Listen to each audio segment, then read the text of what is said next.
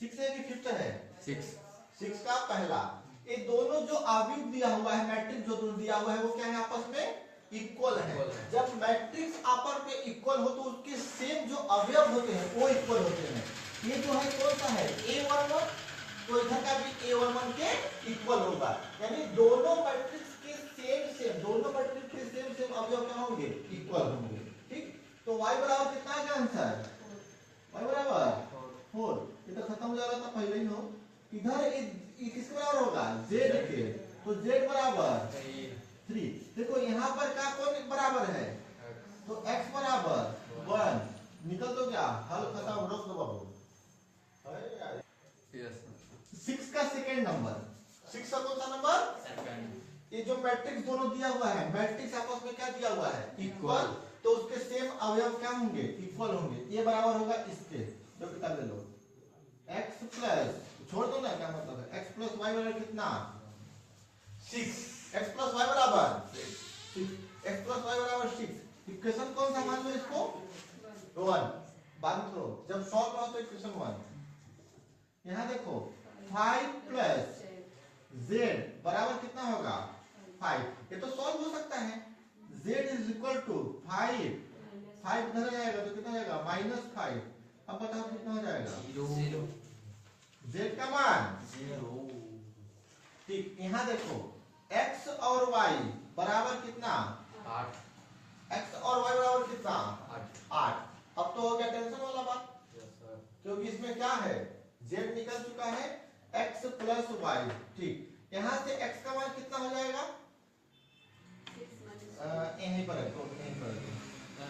x बराबर, देखो x बराबर 8/y, कहीं से को कोई फर्क ना पड़ेगा। समीकरण 2, जरूरत नहीं, इसको मान लो समीकरण 2। x का मान, किसका मान? समीकरण 1 में रखने पर, तो x कितना है? x का मान 8/y बराबर कितना? 6। एलसीएम लेंगे यहाँ पर तो कितना हो जाएगा? कितना हो जाएगा? डिवाइड बाई 1, तो यहाँ हो जाएगा 8 1 जा 8, फिर यहाँ मल्टीप्लाई कर देंगे तो प्लस y² डिवाइड बाई क्या? बराबर 6। इधर आ जाएगा तो 8 plus y² plus equal to कितना? y 6y। इसको इधर ले आएंगे तो y² minus 6y plus 8 is equal to कितना? 0। इसका तो कितना? 0। और कोई इजी ना आ रहा था? है सर। क्या? y को 4 मान लीजिए, अपने आप लिख दीजिए, माना y बराबर 4, तो अपने आप आंसर आ जाएगा। y को उस पार करेंगे तो माइनस y आएगा। सर समीकरण 1 को y को उधर कीजिए तो x का मान वो वाला आएगा। तो उसको कहाँ रखेंगे? समीकरण 2 में। वही तब भी समीकरण बनेगा। सर समीकरण उसको मान है x y बराबर 8 जो है ना, y बराबर 4 मान दिया तो हल हो गया। हो गया। इसको कौन सी विधि सॉल्व कर देंगे? गुणनखंड विधि से। 8 है कम, 8 है कम, 8 ऐसा संख्या होता है जोड़ने घटाने पर 6 आए। 4 गुना 8, ठीक, good. y² minus 2y minus 4y plus 8, दो का पेयर बना दो। y² माइनस 2y, यहाँ से माइनस कॉमन लेंगे तो 4y माइनस कितना? 8, यहाँ से y बाहर, तो y माइनस कितना? 2, तो यहाँ से क्या बाहर? 4 बाहर, तो y माइनस 2, y माइनस 2। अब देखो यहाँ पर हो जाएगा y माइनस 2 और y माइनस 4। y का 2 बना रहा है क्या?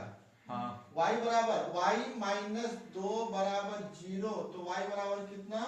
2, और y माइनस 4 बराबर 0, तो y बराबर कितना? 4। अब अगर y का मान 2 रखोगे, ध्यान रखो, तो x का मान निकलेगा। ये तो हो गया पूरा कचरा, पीछे इधर आ गया, जगह हो गया। ये पहला का तक का हो, क्या करें इसको? कर दीजिए इसका। हो गया इधर। देखो अब x का मान निकालते हैं। किसका मान निकालते हैं? देखो इधर चालू कर दो बाबू। चालू है। y बराबर 2 पर, y बराबर 2 पर, और दूसरा है y बराबर 4 पर, तो x का मान देख लो। x बराबर 8/y, इधर x बराबर कितना है? 8/y, तो x बराबर बराबर 2 रखिए एक बार। x बराबर यहाँ पर क्या रखने पर 2 रखने पर तो 8/2 बराबर कितना 4, x का मान 4 और यहाँ पर 4 रखने पर तो 8/4 x बराबर कितना 2। अब आंसर चेक कीजिए आप लोग 6 का तीसरा 6 का तीसरा तीसरा ये इसके बराबर होगा हाँ x plus y plus z is equal to किसके होगा 9 के इक्वेशन 1। दूसरा देखो x plus z is equal to 5 equation 2 equation 2 y plus z equal to 7 equation 3। कोई ऐसा है जो सिंगल सॉल्व होगा नहीं, कोई सॉल्व नहीं होने वाले। अब देखो थोड़ा सा ध्यान से अगर देखोगे तो यहाँ क्या लिखा है y प्लस z क्या लिखा है। अगर y प्लस z को समीकरण 1 में रख दे तो x निकल जाएगा। ठीक, समीकरण 3 से y प्लस z का मान समीकरण 1 में रखने पर, किस में रखने पर देखो समझना बहुत मस्त प्रश्न है। x प्लस यहाँ y प्लस z का मान कितना है, यहाँ y प्लस z लिखा है, यहाँ y प्लस z का मान कितना है 7 तो यहाँ मैं 7 लिख सकता हूँ। इक्वल टू कितना 9, 7 इधर आ जाएगा तो x बराबर 9 माइनस 7 तो 9 में 7 घट जाएगा कितना बचेगा x का मान कितना निकल गया x का मान कितना निकल गया। जब x का मान 2 निकल गया तो अगर x समीकरण 2 में x का मान रख देंगे तो z का मान निकलेगा नहीं निकलेगा। ठीक, x का मान समीकरण 2 में रखने पर x का मान समीकरण 2 में, ये बहुत मस्त प्रश्न है, 2 में रखने पर तो समीकरण 2 क्या है बताओ x प्लस z, x का मान कितना 2 प्लस z बराबर कितना 5 तो z बराबर 5 माइनस 2 तो z बराबर 5 में 2 घटाओ 3, z का मान भी निकल गया। अगर z का मान समीकरण 3 में रख दे तो किसका निकल जाएगा y का मान z का मान समीकरण 3 में रखने पर तो y प्लस z का मान 3 बराबर कितना 7 तो y बराबर 7 माइनस 3 y बराबर कितना 4, x का मान 2 y का मान 4 और z का मान 3। आंसर अरे जी कर रहे हैं का देखिए ये वाला बराबर होगा इसके a माइनस b बराबर कितना माइनस समीकरण 1 2a प्लस c बराबर कितना 5 इक्वेशन 2 2a माइनस b बराबर कितना 0 और यहाँ दिया है 3c। इसको आगे पीछे कर दो तो एक साथ abcd कर देना, छोड़ दो उसको, कोई दिक्कत नहीं, मत उठाना, छोड़ नंबर बंद करना। देखो इसको कर लो a b एक साथ तो यहाँ आएगा 2a माइनस b बराबर कितना दिया हुआ है 0। ये हो गया समीकरण 2 और ये दिया है 2a प्लस c इसका तो कितना 5 और इधर दिया है 3c प्लस c इसका तो कितना 13। समीकरण 3 और ये समीकरण कितना 4। देखो सॉल्व करते हैं समीकरण 1 एवं 2 से। समीकरण 1 एवं 2 से एक कुछ गड़बड़ हो जाए फिर क्या 3c यहाँ पे क्या दिया है a plus c plus d एक ही बार दिया है। क्वेश्चन में सब लोग फिर से a माइनस b फिर 2a plus c 2a minus b 3c plus d। ठीक है ठीक है हो जाएगा छोड़ो। देखो समीकरण 1 एवं 2 से, समीकरण 1 एवं 2 से a माइनस b बराबर कितना दिया है -1। इधर में अगर दोनों को प्लस कर दे, दोनों क्या कर दे प्लस कर दे तो सॉल्व नहीं होगा, दोनों क्या करना पड़ेगा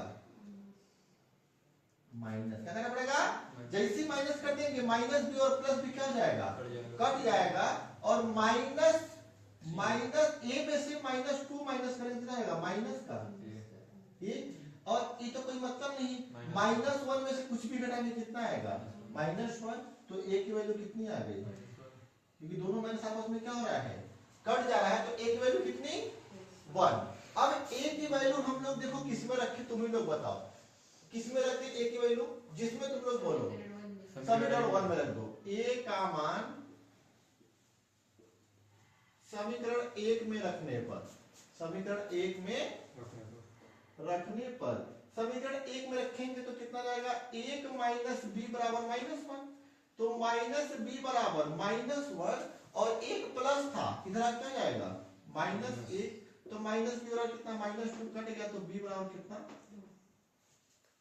जी, अब कितना है बी का मान 2, बी 1 2, ठीक है। अब बताओ इसमें ए का मान हम लोग यहाँ भी रख सकते हैं, समीकरण 3 में ए का मान समीकरण 3 में